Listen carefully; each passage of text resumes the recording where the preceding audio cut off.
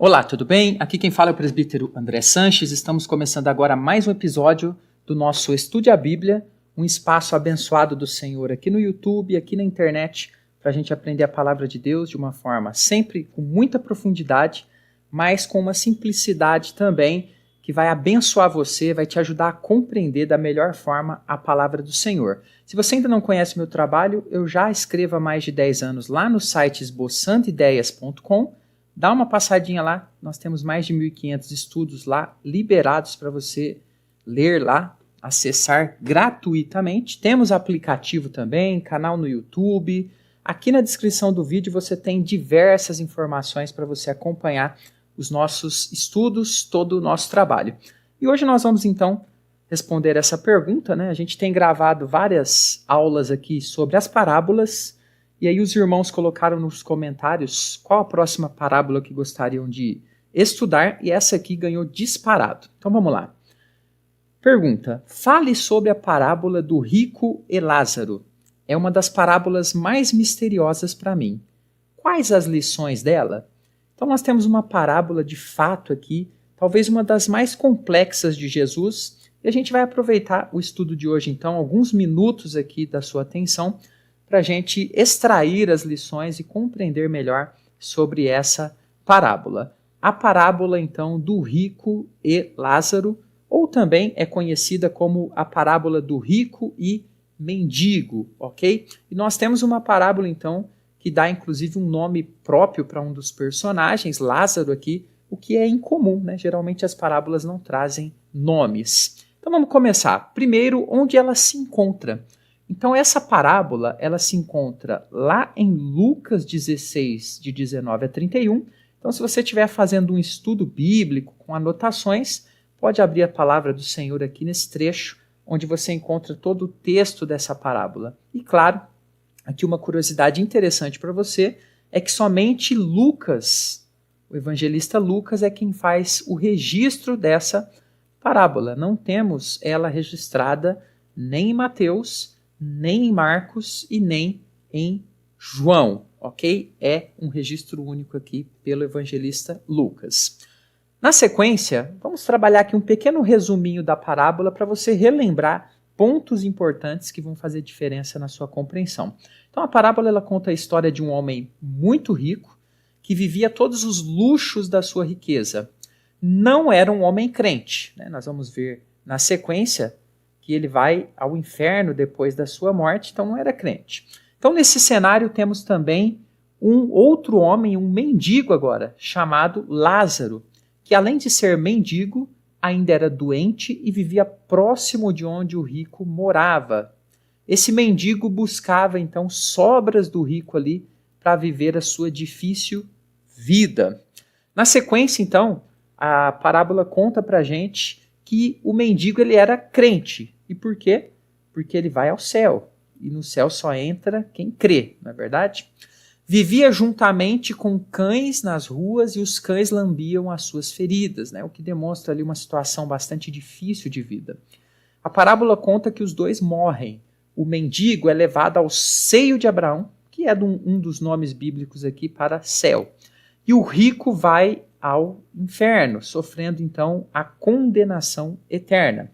A cena então passa a narrar que o rico via o mendigo juntamente com Abraão no céu e o rico estava no inferno passando por graves e difíceis tormentos. Então nós temos aqui na sequência que o rico sabe quem é Abraão. Quando ele vê ali do inferno, ele olha no seio de Abraão ou o céu, vê Abraão e pede que haja permissão dele para o mendigo levar um pouco de água para ele. Então o rico em tormentos ali pedindo um pouquinho de água. Mas ele é informado que existe um grande abismo entre eles que não pode ser atravessado. O rico pensa então em seus familiares que estão nos mesmos caminhos que ele andou na terra. E a parábola conta então que o mendigo, ou melhor, o rico, ele quer que alguém os avise os seus familiares sobre isso, os alerte sobre esse inferno terrível para que eles mudem de atitude lá na terra. mas ele é informado por Abraão que na terra eles têm Moisés e os profetas para eles ouvirem. Ele ainda deseja que alguém dentre os mortos fosse alertá-los, né? Alertar os seus parentes, mas Abraão lembra que aqueles que não têm fé, nem mesmo se um morto ressuscitado aparecesse, conseguiria convencê-los a mudar. E aqui nós temos então esse resuminho da nossa parábola. Na sequência agora, nós vamos então passar a compreender algumas lições sobre essa parábola, analisando aqui o texto de uma forma bem interessante e detalhada. Vamos começar com a lição número 1. Primeira coisa muito importante. A parábola do rico e do mendigo, ou do rico e Lázaro, não tem a intenção de mostrar que riqueza leva ao inferno e pobreza leva ao céu. Muitos erroneamente compreendem isso na leitura dessa parábola. E por que eu falo isso a você? Podemos observar que o próprio Abraão, segundo a Bíblia, estava lá no céu e ele foi rico. Depois você leia Gênesis 13, versículo 2. Então a parábola não quer ensinar que riqueza é igual ao inferno, pobreza é igual a céu, ok? Temos rico no céu, rico no inferno, pobre no céu, pobre no inferno. Então não é isso que leva as pessoas, não são as obras que fazem com que uma pessoa seja salva. A palavra-chave sobre salvação é arrependimento. Então observe Lucas 16:30, né, essa história dessa parábola. O rico ele deseja que os seus parentes se arrependam, porque ele sabe que somente o arrependimento é a chave para escapar da condenação. A entrega verdadeira do coração a Deus é que traz a salvação. Somente quando alguém recebe a graça de Deus e vive um arrependimento verdadeiro é que pode ser salva. Só essa pessoa. Você encontra lá em Efésios 2, de 8 a 9, um texto muito conhecido que diz que pela graça sois salvos mediante a fé. Isso é dom de Deus, né? Não vem de obras para que ninguém se glorie. Então nós temos essa primeira lição muito importante para a gente compreender, porque errando nessa primeira lição você erra em toda a compreensão da parábola. Eu não sei se faz sentido para você esse tipo de estudo que a gente faz aqui, né? Analisando o versículo, detalhado, fazendo conexões. Se isso faz sentido para você, eu queria dizer a você que estão abertas, né, as nossas vagas para o nosso curso Conheça a Sua Bíblia de Capa a Capa. A gente faz estudos mais ou menos nesse formato, mas claro, estudos com 1 hora e meia, começando de Gênesis, aulas em vídeo comigo e tira dúvidas por WhatsApp. Se você quer entrar na nossa próxima turma, aqui na descrição desse vídeo tem um link para você conhecer e no primeiro comentário também. Acesse a página, claro, se fizer sentido para você aprofundar ainda mais agora. Se não, continue nos nossos estudos aqui, que a gente vai continuar estudando temas. Mas se você quer profundidade, estudar a Bíblia toda e acha que está na hora, vem comigo. Bom, vamos continuar aqui. Agora nós temos a segunda lição principal dessa parábola. E qual é essa? Olha só. A parábola, então, ela vai nos ensinar que a morte, ela sela o nosso destino final.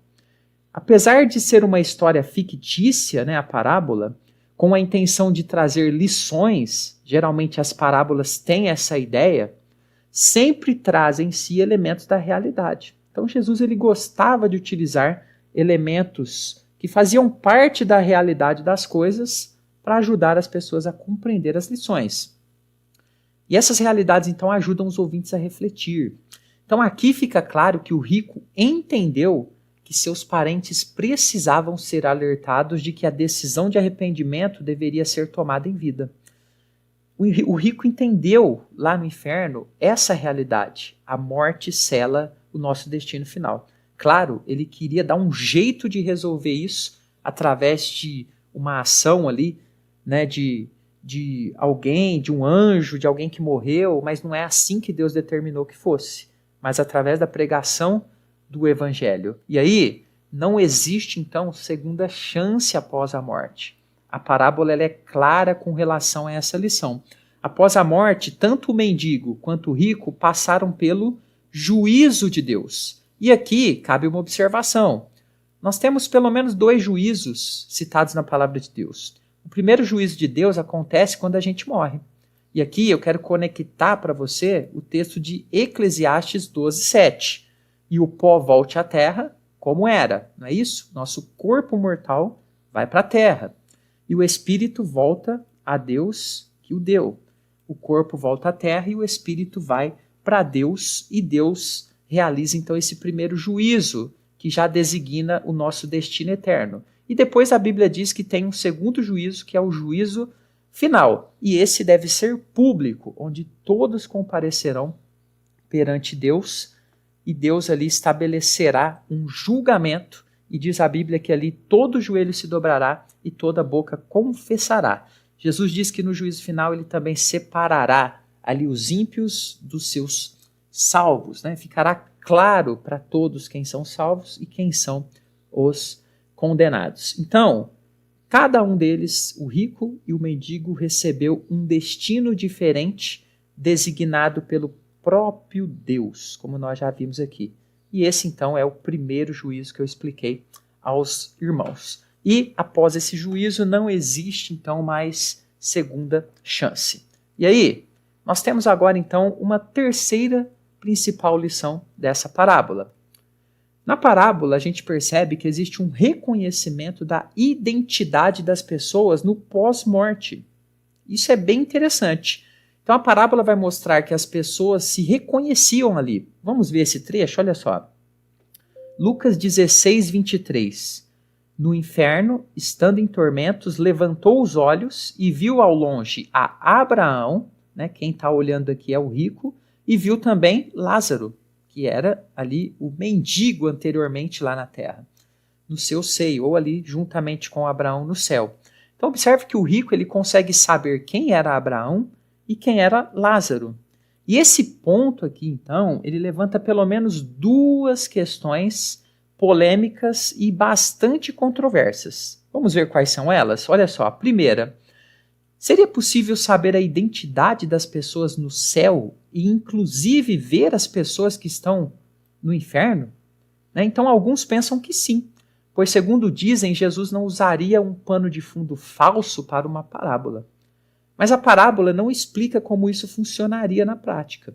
Então nessa interpretação, muitas dúvidas ficam em aberto. Por exemplo, o fato do céu não ter dor, nem lágrimas, etc. Como isso seria possível? Por exemplo, as pessoas vendo outras pessoas no inferno, como o próprio Abraão aqui responde ao rico ali, como que isso funcionaria? A parábola não traz detalhamento sobre isso. Mesmo assim, alguns pensam que a parábola indica que vai existir um nível de reconhecimento entre as pessoas no céu e no inferno. Detalhamentos sobre isso a Bíblia não dá. Então, é uma questão controversa que fica aqui bastante em aberto para a gente tentar compreender. A Bíblia não vai muito profundamente aqui nessa questão, ok? E uma segunda questão dentro desse tema, alguns pensam que essa seria uma realidade totalmente fictícia. Ou seja, Jesus ele estaria somente usando uma hipérbole. E o que é uma hipérbole? Hipérbole é uma figura de linguagem que exprime, que indica exagero. Então, um exagero de uma situação para ensinar uma lição. Então, segundo estes que pensam assim, Jesus estava querendo ensinar nessa parábola que não há chance de conversão após a morte.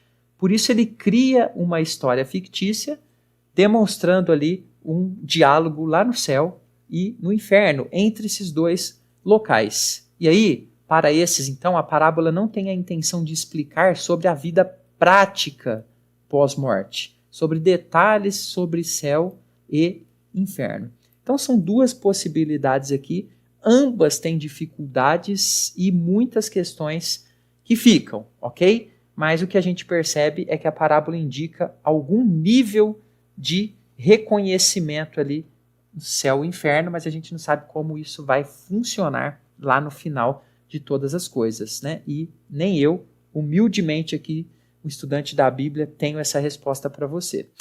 Vamos seguir então para a nossa 4ª principal lição sobre essa parábola. Não há como sair do céu para o inferno, nem do inferno para o céu. Então a parábola ela também mostra que o destino final, ou seja, céu ou inferno, não pode ser mudado, pois as pessoas não conseguem sair de um e ir para outro.